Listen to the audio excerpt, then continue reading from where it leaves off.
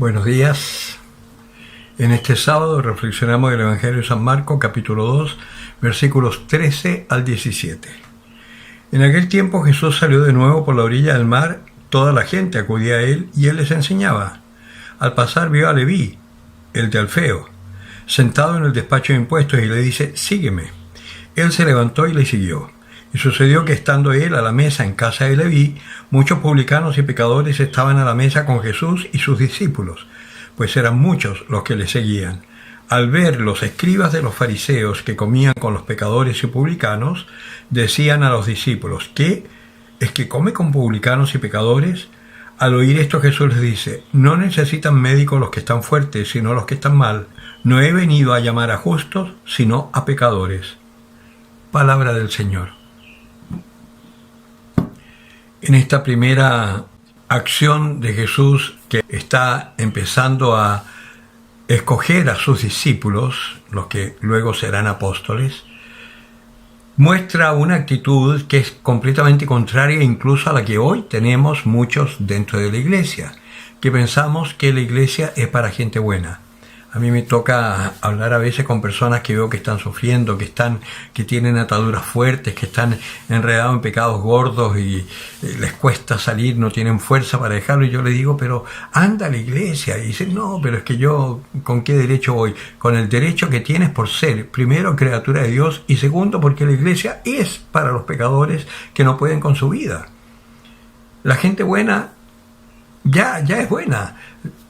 Y tienen la gracia de Dios para poder seguir siendo buenas, pero los que somos débiles, los que hemos caído en pecado, los que hemos tenido una mala educación de vida, de fe, necesitamos la iglesia, necesitamos de Dios. Bueno, algunos hacen caso, otros siguen sintiéndose que no son dignos. En circunstancias que precisamente el Señor acá lo está diciendo. Él no ha venido por los justos, no ha venido por los sanos. Él ha venido por los enfermos, por los pecadores, por los débiles, por los que no pueden con su vida.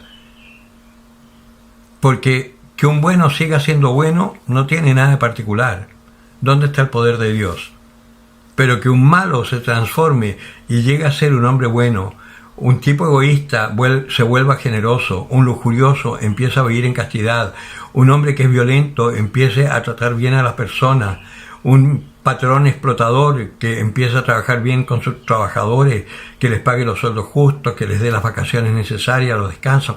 Eso sí muestra el poder que tiene Dios. Y por eso el Señor escoge lo que no vale. Lo peor de la sociedad está en la Iglesia Católica. Y dentro de la Iglesia Católica lo peor de los católicos está en los conventos y los curas. Por eso no tenemos que escandalizarnos cuando un cura se cae, por ejemplo, y comete un pecado gordo.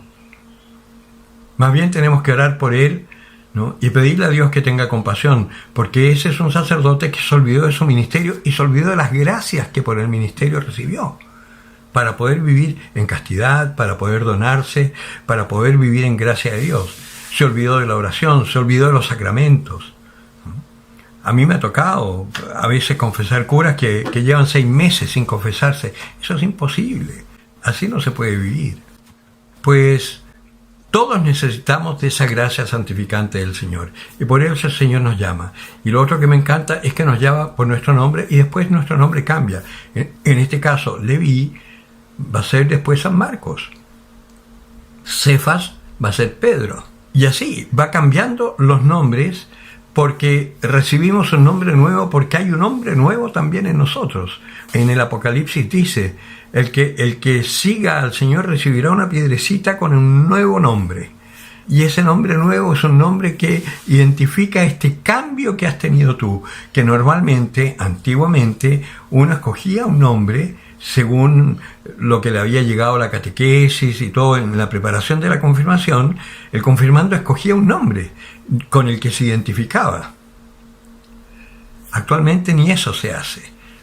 Y los jóvenes ni siquiera saben lo que es la confirmación. Yo reconozco, a mí me confirmaron a los 9 años, no tenía idea. Yo elegí el nombre Manuel porque mi padrino iba a ser Manuel, pero después resultó que el padrino era masón. Por ignorancia. Eso hay que cortarlo, porque no puede ser este pueblo de santos, hijos de Dios, no puede ser un pueblo de ignorante que no conozca ni siquiera la función para la cual su Padre lo creó. Porque si no, va a ser bien triste el final del mundo.